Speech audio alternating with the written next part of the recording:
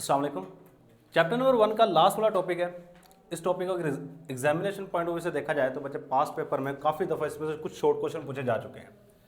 पहले नंबर पे short question आता है कि हमारे पास what is the difference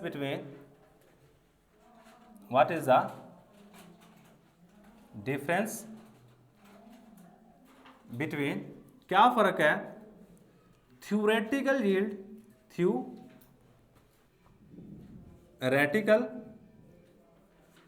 yield and actual yield और एक्चुअल यील्ड में क्या फ़र्क है। इसके बाद एक जो सबसे मोस्ट इंपॉर्टेंट चैप्टर का शॉर्ट क्वेश्चन है वो ये है कि why actual yield is always less than क्यों एक्चुअल यील्ड हमेशा होती है। Actual yield is always less than the theoretical yield.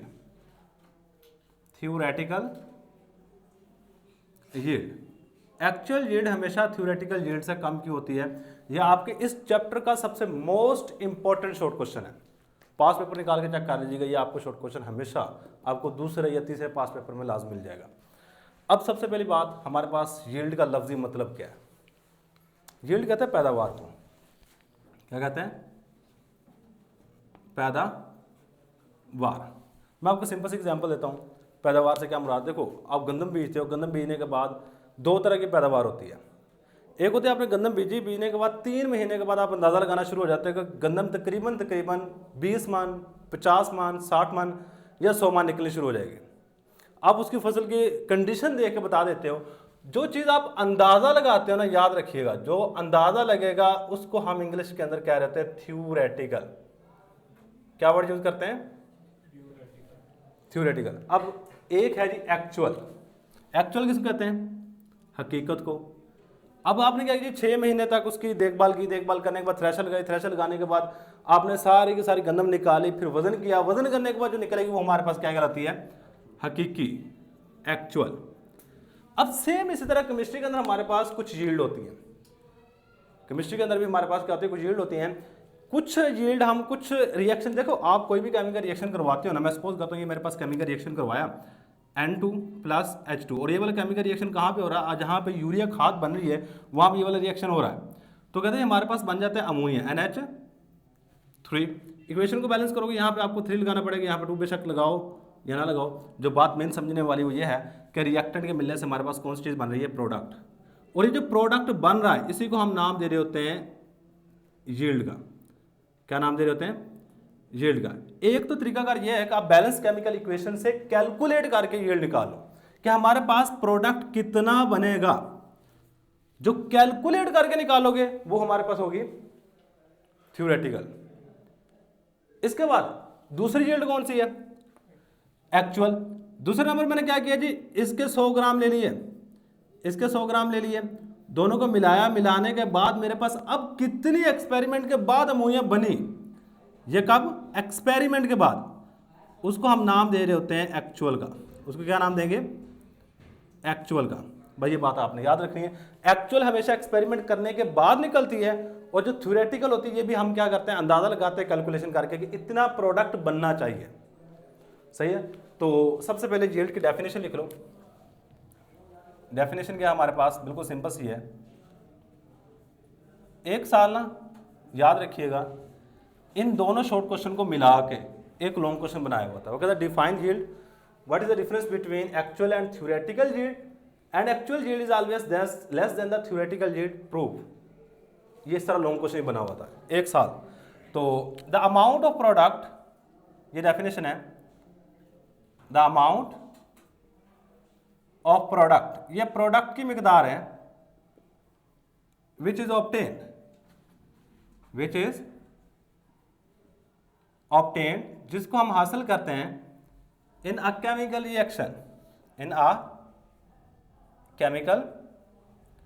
Reaction, किसी भी केमिकल रिएक्शन में हासिल कर रहे होते हैं, इसको हम नाम दे रहे होते हैं, इज कॉल्ड यील्ड। मसलन ये हमने रिएक्शन करवाया, रिएक्शन करवाने के बाद कितना प्रोडक्ट बना, इसको क्या नाम देंगे? यील्ड का। अच्छा, यील्ड की अगर टाइप्स की बात की जाए तो हमारे पास बच्चे दो टाइप्स होती हैं। कितने टाइप्स हैं हमारे पास यील्ड की? दो टाइप्स हैं। अब वो दो टाइप्स कौन कौन सी है? एक है हमारे पास एक्चुअल यील्ड, एक है हमारे पास एक्चुअल यील्ड, एक्चुअल यील्ड, और सेकंड नंबर पे हमारे पास है थ्योरेटिकल यील्ड, थ्योरेटिकल यील्ड। अब बेसिकली हमने करना है इन दोनों के दरम्यान में फ़र्क। आपकी बुक में अगर देखा जाए ना बच्चे, सिर्फ डेफिनेशन की हुई है, डेफिनेशन के अलावा कुछ भी नहीं बताया हुआ इसके बारे में। ये हमारे पास बेसिकली दो टाइप्स हैं, actual yield, theoretical yield. Actual का मतलब होता है हकीकी, जो हम एक्सपेरिमेंट करने के बाद लेते हैं, और थ्योरेटिकल वर्ड थ्योरी से निकला, जिसका मतलब होता है अंदाज़ा लगाया जाता है। किस तरह अंदाज़ा लगाया जाए? कैलकुलेशन के थ्रू। सही है। तो यहाँ पे सबसे पहले डेफिनेशन आएगी, डेफिनेशन के बाद कुछ बातें और भी लिख लेंगे। डेफिनेशन की अगर बात करूँ बच्चे यहाँ पे, तो एक्चुअल यील्ड की क्या डेफिनेशन बनेगी? देखो है तो यील्ड ही, डेफिनेशन ऊपर यील्ड की मैंने लिखी, the amount of product, yield है ना, तो ये डेफिनेशन सेम आएगी तकरीबन। The amount of product, the amount of product, ये प्रोडक्ट की मिकदार है, विच इज ऑब्टेन, जिसको हम हासिल करते हैं, which is obtained after a chemical reaction, यानी केमिकल रिएक्शन करवाने के बाद जो अमाउंट ऑफ प्रोडक्ट हासिल होगी, इसको हम नाम दे रहे होते हैं एक्चुअल यील्ड का। आफ्टर एन एक्सपेरिमेंट, या केमिकल रिएक्शन भी कह सकते हो, experiment, experiment,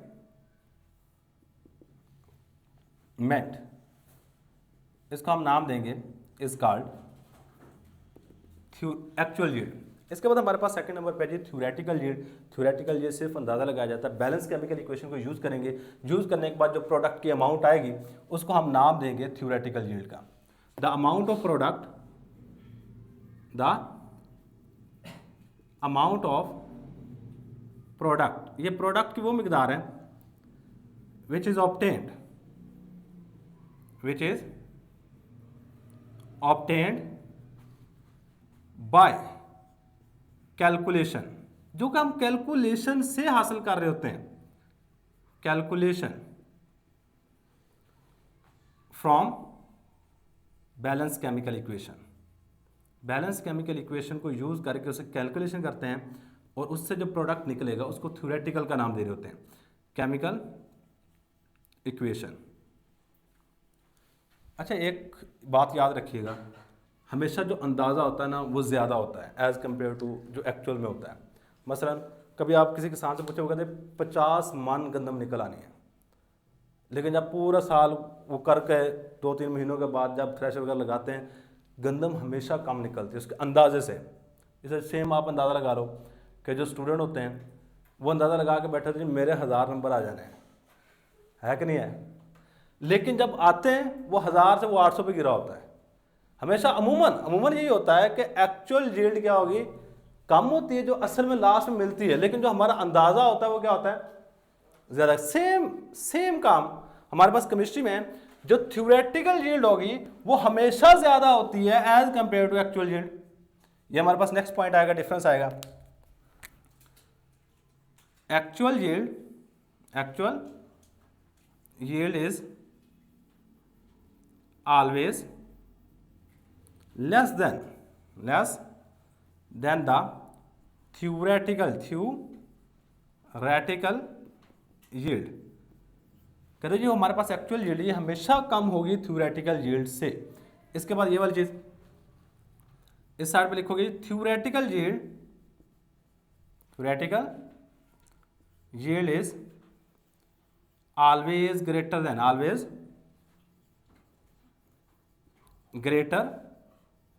then the actual yield. लीजिए हमारे पास दो फर्क लिख लिए हैं, बहुत है। अब क्योंकि मैंने एक बात ऊपर एक और शॉर्ट क्वेश्चन लिखा हुआ है, क्या actual yield, why actual yield is always less than the theoretical yield. ये आपकी, मैं इस चैप्टर का कह रहा हूँ, याद रखिएगा, इस चैप्टर का मोस्ट इंपॉर्टेंट शॉर्ट क्वेश्चन है। अगर कोई बच्चा कुछ भी नहीं कर सकता इस चैप्टर में से, वो कम अज कम इस शॉर्ट क्वेश्चन को लाजमी कर लीजिएगा। ये पास पेपर में मैं फिर कहता हूँ बहुत दफ़ा आ चुका है, लाजमी आपने करना है। क्या आता है जी, एक्चुअल यील्ड, हेडिंग दे दो, actual yield is less than theoretical yield, theoretical yield. मैं आपको एक सिंपल सी एग्जांपल देता हूँ। मैं कहता हूँ मेरे पास ना मैंने साइकिलें बनानी है। अब यहाँ पर चेक कीजिएगा ये चीज़, अगर बात समझ में आ गई ना, बाकी आप बातें सारी की सारी लिख लोगे। मैंने एक साइकिलें बनानी है यहाँ पे। ये साइकिल का क्या है, हमारे पास फ्रेम है और ये हमारे पास टायर है। ये हमारे पास क्या है, टायर्स है। मैं कहता हूँ सपोज करता हूँ मेरे पास टायर हैं 20 और फ्रेम है 10। इनको मिलाऊंगा, मिलाने के बाद मेरे पास साइकिल कितनी बननी चाहिए, 10। ये जो मैंने एक अंदाज़ा लगाया ना, क्या कर रहा हूँ, अंदाज़ा लगा रहा हूँ, ये क्या हमारे पास थ्योरेटिकल यील्ड। लेकिन जब मैंने काम करना शुरू किया उसमें क्या हुआ, एक टायर खराब निकल आया। जब एक टायर खराब निकला तो अब कितनी टायर हमारे पास साइकिलें बनेगी, 9.5 नहीं 9 बनेगी। अब क्या हुआ, जरूरी नहीं है, ये याद रखिएगा, कभी भी आपकी हकीकी तादाद अंदाजे वाली तादाद से ऊपर नहीं जाएगी। जो आपने एक दफा अंदाजा लगा लिया वो हमेशा ज्यादा होगा एज कंपेयर जब उसको आप एक्चुअल में करोगे। ज्यादा से ज्यादा क्या होगा, 10 ही आएंगी, नहीं तो अमूमन क्या आएंगी, 10 से कम होगी। कोई ना कोई दरमियान में डिफेक्ट लाजमी पड़ जाएगा। सही है, कोई ना कोई डिफेक्ट दरमियान में लाजमी पड़ जाता है, जिसकी वजह से हमारे पास क्या होता है, एक्चुअल यील्ड कम हो जाती है। सेम काम हमारे पास एक्सपेरिमेंट में होता है कि हम अंदाजा तो लगा लेते हैं कि इतना प्रोडक्ट बनना चाहिए, लेकिन दरमियान में कोई ना कोई ऐसा काम होता है जिसकी वजह से आपका रिएक्टेंट जाया हो जाता है। सही, क्या हो जाता है, जाया हो जाता है। अब जाया यानी वेस्ट क्यों हो रहा है, कौन कौन सी वजह है, वही चीज हमने पढ़नी है और यही बात हमने यहाँ पे प्रूव करनी है कि एक्चुअल यील्ड हमेशा कम होती है थ्योरेटिकल यील्ड से। अब सबसे पहली जो रीजन है ना, following are some reasons, following are some reasons in which, जिसमें हम क्या कर सकते हैं, इन विच वी प्रूव, हम साबित कर सकते हैं, we prove that actual yield is always, actual yield is always less than the theoretical yield, theoretical yield. अब वो कौन कौन सी रीजन है। सबसे पहली बात आपके पास इनएक्सपीरियंस वर्कर, इनएक्सपीरियंस वर्कर मतलब आपके पास जो काम करने वाला बंदा है ना, वो इनएक्सपीरियंस है। देखो आप एक बात याद रखिएगा, एक एक्सपीरियंस वर्कर में और इनएक्सपीरियंस वर्कर में ज़मीन आसमान का फ़र्क है। सही, आप बेशक आपने नॉर्मल ज़िंदगी में एग्जांपल ले लो, मैं कभी ज़िंदगी में बिस्कुट वगैरह नहीं बनाए। अगर मुझे जाग कहते हैं ये बिस्कुट, ये सामान सारा पड़ा हुआ है, आपने बिस्कुट बनाने हैं, एक एक्सपीरियंस वर्कर को दे दोगे तो वो उससे ज़्यादा ही मैक्सिमम बिस्कुट बना देगा। लेकिन मेरे वर्कर क्या करेगा, थोड़ा बहुत कहीं पे कोई ज़ाया कर दिया, कोई थोड़ा बहुत कहीं पे ज़ाया कर दिया। सेम काम यहाँ पे होता है कि अगर ऐसा बंदा जिसने कभी काम किया ही नहीं है उसको ये वाला काम करने के लिए दे दिया जाए कि ये केमिकल रिएक्शन करवाओ, ये वाली चीज़ें आपस में मिलानी है, वो कुछ ना कुछ चीज़ें ज़ाया कर देगा। जब ये वाली चीज़ें ज़ाया हो गई तो आपके पास उतना प्रोडक्ट नहीं बनाएगा जितना बनना चाहिए, पहली रीज़न। इसके बाद सेकेंड रीज़न है formation of by product, formation of byproduct during a chemical reaction, during a chemical reaction, chemical reaction किसी भी केमिकल रिएक्शन के दरमियान में हमारे पास कोई बाई प्रोडक्ट बनना शुरू हो जाए। देखो हमने क्या किया, एक केमिकल रिएक्शन करवाया जिसमें हमने नाइट्रोजन और हाइड्रोजन को मिलाया, मिलाने के बाद हमारे पास बनना चाहिए अमोनिया। क्या बनना चाहिए, हमारे पास अमोनिया बनना चाहिए। देखो मैं रिएक्शन करवा रहा हूँ N2 का प्लस H2 का, इसके नतीजे हमारे पास बने यहाँ पे कौन सी चीज़, अमोनिया। सही है, तो अब हुआ क्या है कि यहाँ पे दरमियान में ऑक्सीजन आ गई, ये वाली दो चीज़ें आपसे मिलकर कौन सी गैस बना दी, NO2।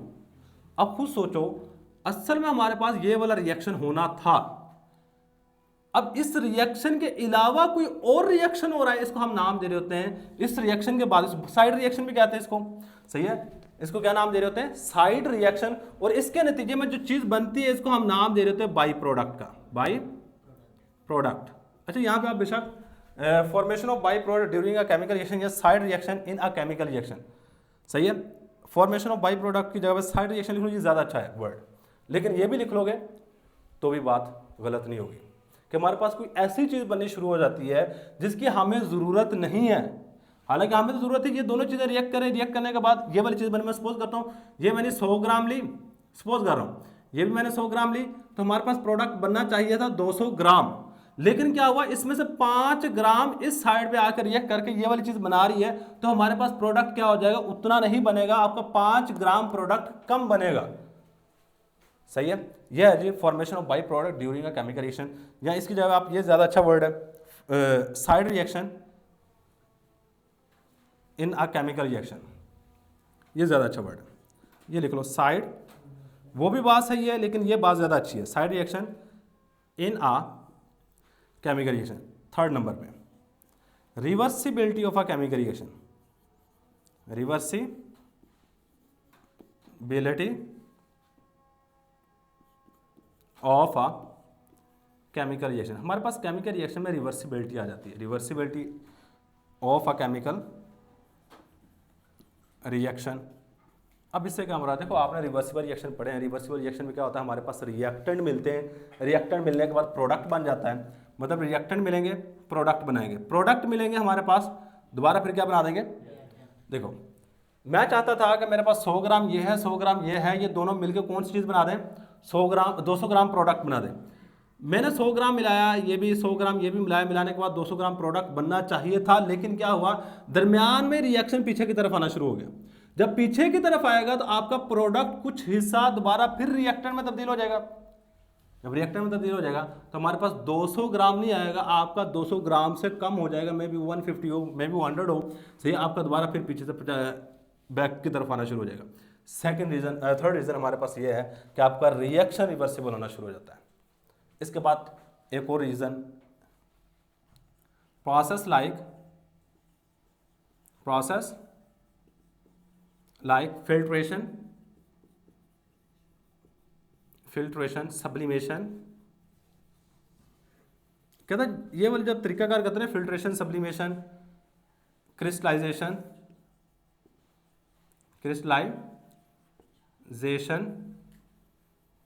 में काज, ये वजह मान सकते हैं, में cause of loss of product के कम होने की वजह बन सकते हैं। देखो मैंने क्या किया, रिएक्शन करवा रहा हूँ, रिएक्शन करवाने के दरमियान मैंने क्या करवाना शुरू कर दिया, इसकी फिल्ट्रेशन करवानी, मैं कहता हूँ जो प्योर हो जाए।